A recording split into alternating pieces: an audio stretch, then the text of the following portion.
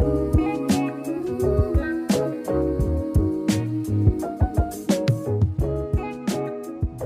right, enough of that. Jeanette Taylor, Alderwoman of the 20th Ward, thank you very much for coming back to my show. Of course, Ben. How you been? I'm doing all right. How are you? The last time I reached out to you, you were not feeling so well. I knew you were going to. I work for this. Anytime anybody asks me how I'm doing. All right. Which one do I want to start with first? The reason I specifically reached out to Jeanette was to talk about the snap curfew issue here in Chicago. I'm going to say that's the dessert of discussion. We're going to talk about other things first because I just got to get some of these other issues out of the way. Wow. All right. The general state of the world, Jeanette, over the weekend, Donald Trump sent in the bombers to Iran. There's war throughout the world. Just in the general state of the world, I'll throw that at you. Get your thoughts. Go ahead. That's what y'all get for not voting in a black woman. Ha, ha, ha. Deal with it. I'm part of the 92%. I'm going to watch this shit burn. Matter of fact, I'm going to make s'mores. This is exactly what you get for not voting in a black woman. You were so afraid of a woman being in charge that y'all got this dim-witted dictator down there doing Lord knows what, and we going to pay for it. Yeah. All right. Well, since you went there right away, I'm going to go there. And so I told you this before we went on the air, and I'll repeat this, and my listeners know what I'm about to say because I say it all the time. There was one reason and one reason only that Donald Trump was victorious in November. I don't know why the Democrats spend so much time, Jeanette, looking around for explanations. There's one reason.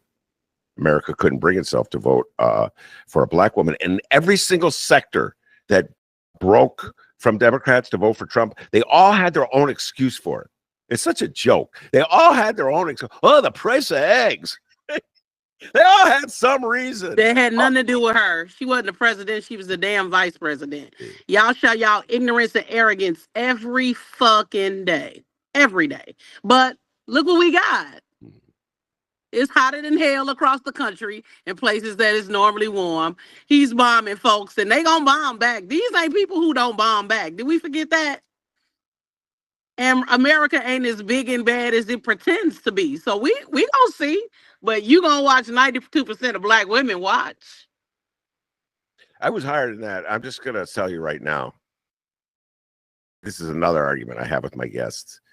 I take a look at Chicago's. I told you this before. I take a look at the result. I'll never forget the argument we had off the mic. Me, Jeanette Taylor, and Stacey Davis Gates in a studio. And Jeanette remembers. I'll never forget it because the mic was off. It was a great conversation. And I said, I don't believe the exit polls that show Trump got 8% of the black vote. I don't believe them at all. I think it was less. I just think that black people, like white people, lie to pollsters.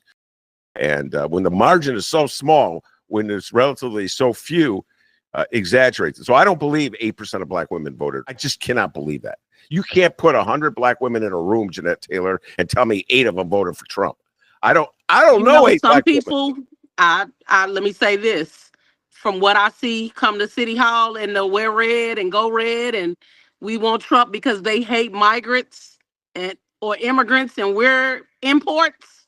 I am not shocked. I am not. We're in this country think that white is right, and I don't care what you say. People still think that, and so we would rather go against the real problem, which is white supremacy, than support folks who have done nothing to us and who have literally tried to come to this country to make a better lives because their countries are such shitholes. And America is part of the reason why. But they ain't ready for that conversation. No. Well, since we're going back, I told you I had this exchange that we had. I took a picture of it. I went back and found it. I just wanted you to go back. So I looked at it, and here's how it went. Right after... Biden stepped down and announced that he was supporting Kamala Harris, I texted Jeanette. I'm just reading. This is what I texted her, okay? And I wrote, "Come on, Jeanette, say it.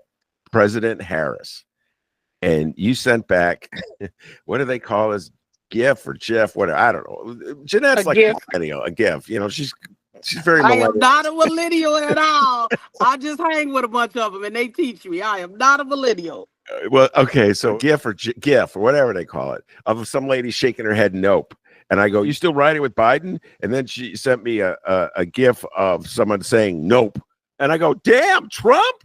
And then there was no response. So Oh, hell no.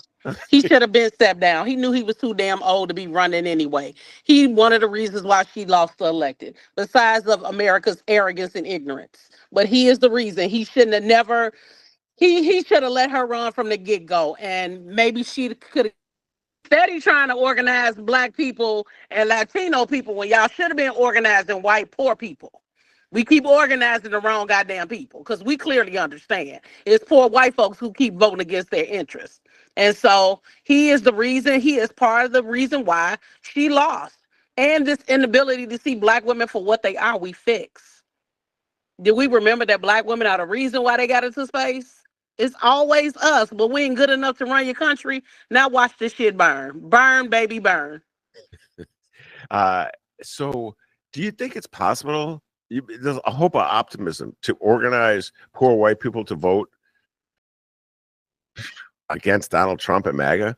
You think that's absolutely possible? I think, listen, what I know about people, even when they're racist, there is space for us to talk to each other. And we on the internet talking to each other. We don't agree with each other's views, but you don't see us really going after each other. There is ways that we can talk to each other, but we also got to make people understand politics. We don't do that.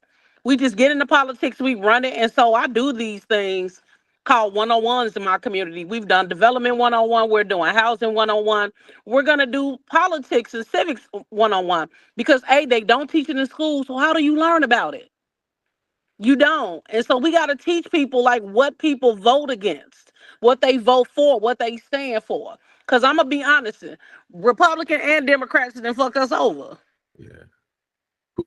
And you know, I'm a socialist. I'm going to say that all day long. Yes, but let's be honest, Bernie is, he's too old. And I love Bernie Sanders. I was a sister for Sanders. I'm always going to support him. We need some young folks in this political space because we ain't got it right. And we done. We done. The boomers and Gen X, it's time for us to give our gifts and our knowledge on to this next generation and let them figure it out because we can't. Just so Bernie's even older than a boomer. Just to know he's the generation before boomers. Okay, boomers started about 1945. I'll tell you what, who looks really old right now, without the spirit of Bernie Sanders, and he's younger than Bernie Sanders, and that's Bill Clinton. I watched Bill Clinton endorse Andrew Cuomo for mayor of New York in that race, which the election is today, by the way. Mm-hmm. I mean, I wasn't surprised. Of course, Clinton is going to endorse the most conservative Democrat. You can't even. I don't even know if you can call Andrew Cuomo a Democrat anymore. But that was you shocked? No, I'm not. No, I'm not. I was just about to say, I get so tired of us acting like we shocked at people being who they are. They showed us a long time ago who they are when they were in office through their policy and how they treated the most vulnerable citizens in the United States. So when people who show you who they are, believe them. And so I ain't surprised by who he's supporting, what they say, what comes out their mouth, what policies, because they tell us every day. Yeah. No, I wasn't surprised. My only point was that it was sort of a textbook example of what you were talking about, of like a boomer hanging on too long. And go sit down somewhere. Go live in peace. Go sit on the porch in your rocking chair and let the flies eat your ass up. Go do it. Go sit down. Yeah. All right. By the way, so you were on the show many times. We were talking about the response to the migrants when they were first being bused into the city of Chicago. Now the buses have stopped. And what a joke the whole thing was. And city lost its mind. And you were right in the middle of it because there were people coming into meetings in either in your ward or the adjacent wards, the 5th ward, yelling and screaming and talking MAGA stuff. And it seems as though it seems to go, what's that saying? A mile wide and an inch deep. It was, I believe, an exaggeration and a distortion of where people were actually. But in this particular case, those voices led the way. Do you think I have it wrong? Do you think the support is still strong in your ward against new immigrants coming to Chicago? Well, I don't ever think it was a thing of them being against immigrants. I think it's the thing of you didn't ask. 15% of my ward is Latinx. They could have fit right just fine in a part of the ward that they're familiar with the people. And this was about you dropping them off in the Black community and not asking. You didn't talk to anybody. You didn't talk to me.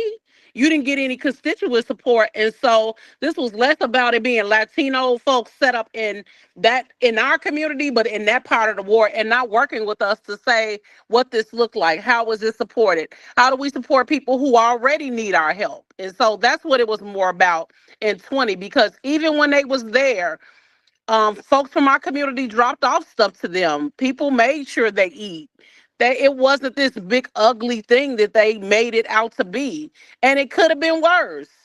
And we didn't really talk about the bigger problem of them being kicked out of the shelter, which was why they was hanging around Wadsworth. And so the city did a half-assed job. And that's on the previous administration mostly. The new administration has gotten them out of shelters and gotten them out of police stations. But people still gonna talk shit. When will we learn that white supremacy is the enemy? Not Venezuelans, not Latinos, not Ghanaians, not Haitians, because there is a mix. And I have a ward that didn't just have Latinx immigrants. I had a mix. And so you want those people to be on the streets? You want them to be homeless? What the hell is our humanity? We didn't lost it with that idiot in DC? No. That's not what my community was. You had a few folks who was like, send them back home or send them wherever came. For the most part, my community wanted them to fill in and make sure they act accordingly in our community. And that's all anybody could ask for when folks are moving to our community. Well, I agree with you at that first point you made in terms of the city of Chicago, and really disappointing, to put it mildly, response, treating it like a crisis, not treating it as an opportunity. You and I have had this conversation before, and it's not just the Lori Lightfoot administration, it's also the Brandon Johnson administration. And he was clearly, you said this, so we all know, he was clearly a rookie mayor, surrounded by people who don't know government. Politics and government are two different things. And the sooner we understand that, the better we understand how people are prepared. Yeah. Now, personally, I think he's doing better over the last year. I think he's getting it, but I don't know if he's getting it soon enough where people will reelect him. I'm really concerned. But what I will say to people is, y'all forgiving to everybody but the Black man and woman. Because all Rom did was put on that ugly ass green sweater and tell y'all he was sorry for doing the biggest school closing in the country, and y'all forgave his ass. I don't even think he got specific. Be honest with you. I know he didn't. He just put on his green sweater and said, I need to listen. I need to make sure. Negro, you ain't listened to nothing nobody said. You came in like every other racist ass mayor comes in this country and think that you can bow out the Black community, and it wasn't going to work for you. That's why they told you not to run. He put on the sweater and he got Barack Obama to do the endorsement. Let's not kid ourselves. That had absolutely 215. And then, as Karen Lewis, the great Karen Lewis, said when she was on our show at the Hideout, she said point blank, she goes, Ben, I was really stunned by the amount of animosity in my community, meaning the Black community, toward Mexicans, because Chuy Garcia was running. So there was a lot going on in 2015, and I teased Chicagoans for making the stupid decision ever. But you're absolutely correct. Chicagoans, by and large, they got this thing about having a Black mayor, and I've lived through it now, Jeanette. I'm a little older than you, so I'm pointing it out. Jeanette loves it when I point that out. And I've lived through it with Harold, Eugene Sawyer, and Lori Lightfoot. Anytime you have a Black mayor, the city of Chicago has, across the board, not just residents, but the media as well. Absolutely. Lower tolerance. They make more demand. Listen, this country is still racist to the people who built it for free. Yeah, Black folks got there. We got our own issues. We got our own animosity against each other.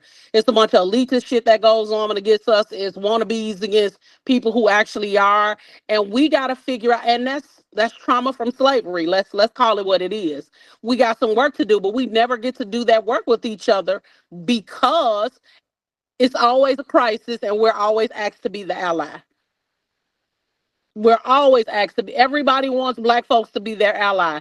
Where's that allyship when we need y'all? And it's happened because the civil rights wouldn't have happened without white folks standing against us. Let's not say it has never happened, but we got to get to a place where if I'm standing up for you, I need you to stand up for us. And that's not what always happened. And so black folks have kind of had it. But when it comes to a black mayor or a black governor or a black president, we're always going to be the underdog. We're always going to be mistreated. There's going to be we get no grace. And I had to say that to Mayor Johnson about grace, because there is a expectation that he gonna take his magic wand and fix that's what's been broken forever, and that's not reality, and that's not fair to him, nor Lori Lightfoot, nor to Barack Obama. We gotta learn to give our own people grace, but this country has never given us grace, so here we are. Yeah, grace is in shortage across the board, I would say, especially right now in this country. And we're going to get to the issue of curfews. I'll get to that, folks.